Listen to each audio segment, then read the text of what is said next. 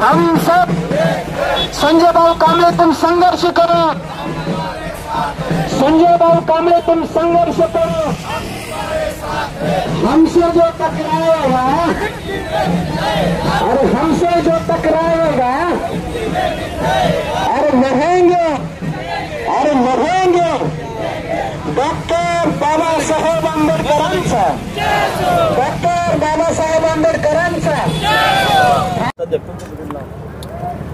भाऊ, आज संविधान बचाव रॅली काढण्यात आली, नेमकं काय उद्दिष्ट होतं, काय मागणी? गेल्या 24 जानेवारी 2025ला नाशिक येथे जो महाकुंभ मेळावा झाला, त्या मेळाव्यामध्ये संत संमेलन झालं। त्या संत संमेलनामध्ये 2023ला एक हिंदू राष्ट्र संविधान समिती तयार झाली होती। त्या हिंदू राष्ट्र संविधान समितीनं 24 जानेवारी 2025ला ते 501 पानाचं संविधान त्या ठिकाणी घोषित केलं। संविधान घोषित झाल्यानंतर इकडं घोषित झालं आणि काय मीडियाने संविधान घोषित झालं, हिंदू राष्ट्राचं संविधान घोषित दाखवलं।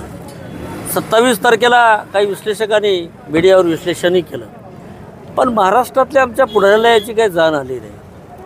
आता आमचे पुढारी काही संविधान कोणी बदलू शकत नाही या आविर्भावात आहेत, कारण देशाचा पंतप्रधान सांगतोय की पुन्हा बाबासाहेब जरी आले तरी देशाचं संविधान बदलू शकत नाही, असं देशाचा पंतप्रधान सांगत असताना आमची माणसं त्यांच्यावर विश्वास टाकत आहेत।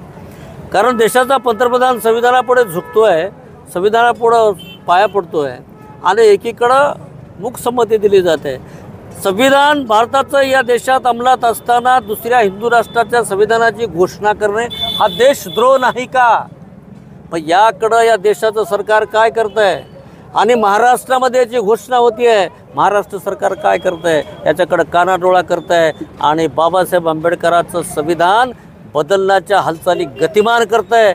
हे आमच्या बौद्धाच्या लक्षात येऊ नये म्हणून त्यांना दिशाभूल करत आहे। म्हणून संविधान वाचवण्याच्या हालचाली गतिमान झाल्यामुळं आम्ही संविधान बचाव रॅल्या ह्या महाराष्ट्रामध्ये निर्माण केलेल्या आहेत आणि ते चालू आहेत आणि त्याचा भाग म्हणून आता आम्ही अमृतमधून सुरू केलेला आहे। ह्या रॅल्या सगळ्या महाराष्ट्रावर निघणार आहे। महाबोधी विहाराचा देखील मुद्दा घडला आहे।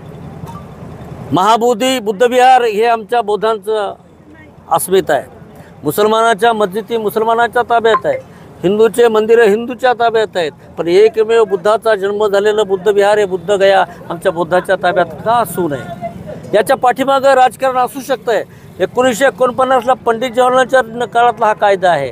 आज 2025 आहे तरी तो कायदा या ठिकाणी रद्द होत नाही आहे। काँग्रेसवाले रद्द करत नाहीत, भाजपवाले रद्द करत नाहीत, म्हणून बुद्धविहार आमच्या ताब्यात झालं पाहिजे। ही जन आंदोलनाच्या रेटेच्या माध्यमातून आम्ही हे आंदोलन करत आहोत। आवाज बहुजनांचा।